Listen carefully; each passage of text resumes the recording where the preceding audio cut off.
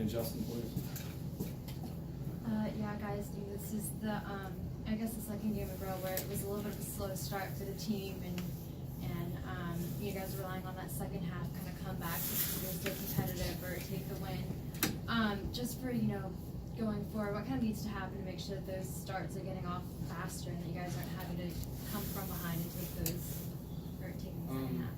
I think we need to have more focus going into the game and more of a sense of urgency, and not wait to get punched in the face in order to respond. We should be the first ones making doing the hard contact and fighting from the jump. I think we wait until we stumble back and then have to react. But we need to be more proactive. Clearly the switch to the zone helped you guys out there after the first few minutes or so. How much energy did you get from the stops that you were getting as a result of that? I think we got a lot of energy stemming from stops and stemming from each other just feeding off each other's energy and feeding off each other's scoring ability on the other end, and it just trickled down to our defense and wanting to get stops for each other. Javier, what kind of went into your game, and really, how far do you feel like you've been able to progress here over the last month or so? With the playing time I've been getting, I feel like I've been getting more confident. But today, I didn't have a good start. I got scored on too many times. So I just gotta keep improving, keep getting tougher, and just keep getting more experience. Yeah, Justin, Armel's kind of getting back on his feet now and getting more time in the games. What's it like for you to have someone out there like him that moves you off into the off-ball position and that sort of approach to the game? Armel's a great teammate. He works really hard, and he's been working hard since his injury. So it's great to see him have him back and have his confidence back. So what you see now is what we would have seen if he didn't get injured. So it's not a surprise of what he's doing, and he's extremely helpful to our team. Yeah, and I guess in that second half too, what was kind of clicking for you guys to help you at least tie the game at the end of regulation? Stops and our fans. It was great hearing our fans out there. They really were supportive today. They always are supportive, but today was really loud when we were getting stops and when we wanted to get stops, and they kind of gave us energy, and that really helped our defense to communicate more and have more of a sense of urgency in the second half. Yeah, just with the exception of today's game, the assist count for the team has been a little bit low recently, but just in terms of sharing the ball and getting that ball movement going, how important is it for you guys to kind of get that sort of movement on offense? It opens up lanes, it opens up opportunities for people that shoot like Terry, Maceo, and I and Mel. It opens up open shot and DJ open shot opportunities when we're driving and kicking and just feeding off each other, and that creates more chemistry, and it gets us fueling our defense as well. Okay, thanks guys. Appreciate it.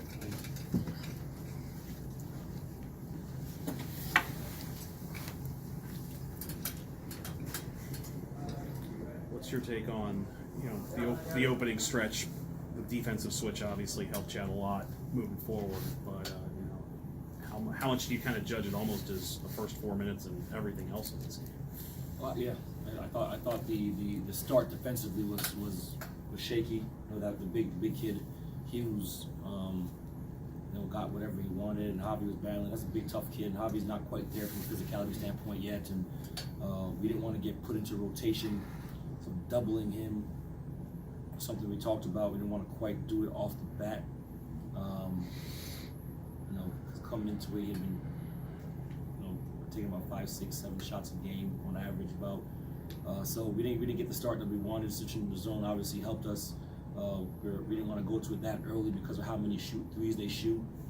Eric Williams is an exceptional shooter. Frank Hughes has been shooting the ball really. Frankie Hughes has been shooting the ball really well.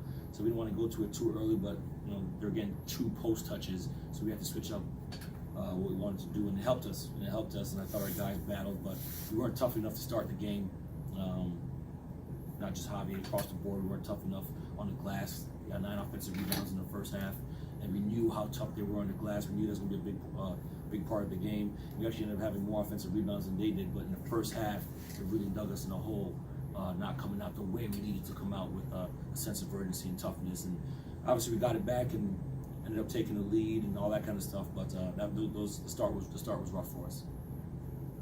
Yeah, and Coach, in that overtime, Duquesne opens up with an 8-0 run.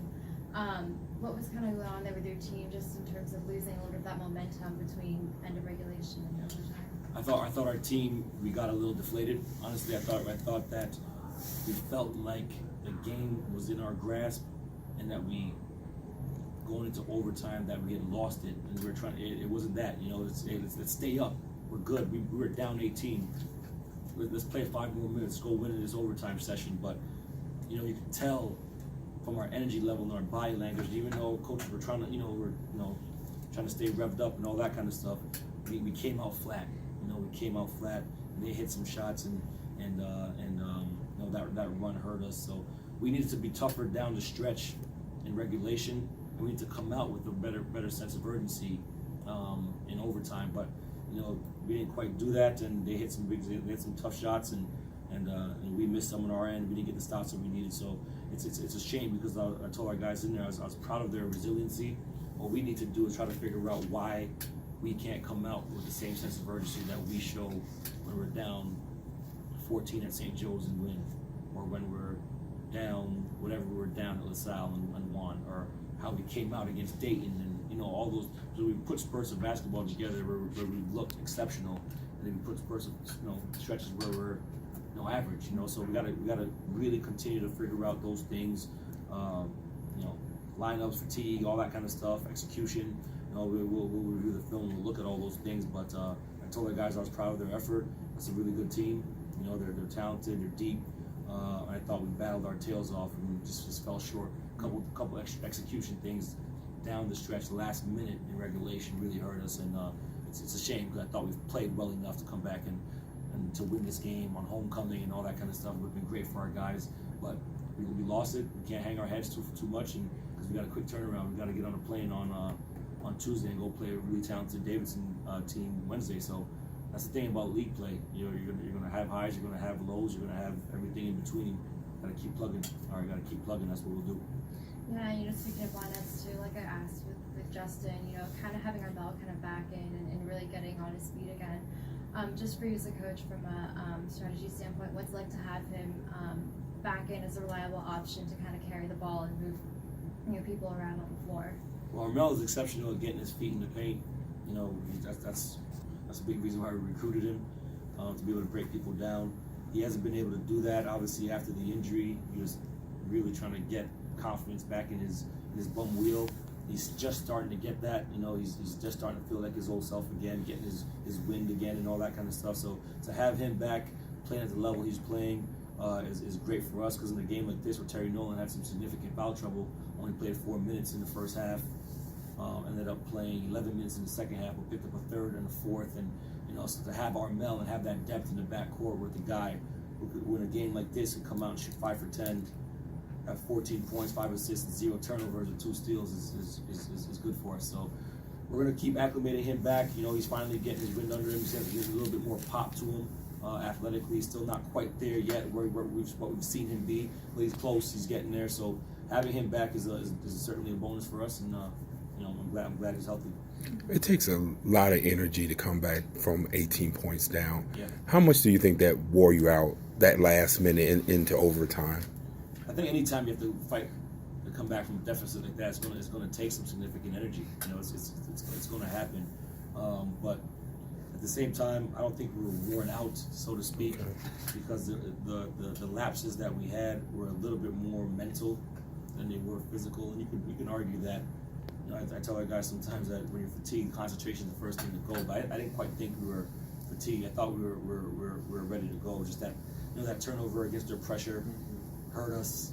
And credit to them, they made shots after we coughed the ball up. And then the last play, we switch, and big kid, sure enough, gets a drop off and a layup, and so we needed to do a better job with ball security and getting a stop down the stretch and just biting down and whatever we need to do to win the game, and we didn't quite do that. So disappointing loss. I thought we did play well enough in the second half to come back and win this game, but I told our guys in there, the sky's not falling. We just need to keep getting better. You know, we have to keep getting better. We have to grow from these experiences because I think we're going to be playing the best basketball of the year in February and March. And we've shown, you know, spurts of what we can be and who we can be. We just got to get to a point where we do it consistently for 40 minutes every single day and understand the process and understand who we need to be in practice and in film and in the weight room and living to those standards every single day and understanding that the games and the scoreboard is a byproduct of those things, you know, and we're getting there. We just gotta, you know, we gotta keep pushing. Anything else? One more. Yeah, you know, tonight you guys matched your season high just in terms of assists and kind of moving the ball around and getting looks open for other teammates. When you kind of get that ball movement and you're sharing the ball better, how important is that just for the team in general moving forward to be able to have that sort of pace on the floor? I think it's important because we have our personnel. We typically have 5 ball-friendly guys on the court at the same time, so we can get our feet in the paint and make the extra pass and knock down shots and get to the free throw line and do all those different types of things. So we shot 20 free throws today, which is a huge plus for us because we're being aggressive and we're getting our feet in the paint. We're driving the basketball. Mel's doing a great job with that. I thought DJ did a pretty good job with that in the second half. So to have the personnel that we have and the shot-making ability that we have across the board, to have 17 assists, 10 turnovers, I thought it was a pretty good job across the board. So we're better when we're passing up good for great. You know, we're not very good when we try to do it on our own. You know, we're just not that type of team. But overall, our guys are getting better. We're understanding our spacing and our concepts much better. We're playing off of each other much better. We're doing a better job of playing for each other, not just with each other. So all the things that I've been preaching since day one, we're getting there. We're doing a better job. I just feel like that was a tough loss. It's going to keep constant effort. It's going to take constant effort and constant attention to detail and constant sense of urgency for us to get to where we need to get. And we're getting there. Despite this loss, we're getting there. Okay, thanks, Coach. All right,